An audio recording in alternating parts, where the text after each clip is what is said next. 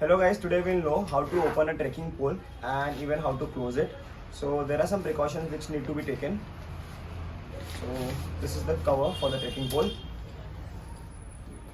See, while opening the trekking pole, just open this velcro and it will look somewhat like this. Then there is this pull given over here.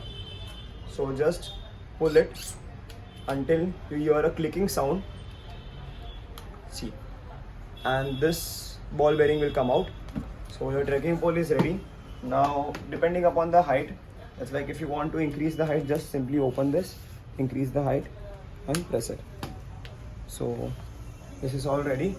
And it's like if you want to close this, then simply put this inside. And if you want to fold this completely, it can be removed this way as well. Press this button and that's it, you're all set to go. And this can be simply folded very easily and kept inside this case. Alright, thank you.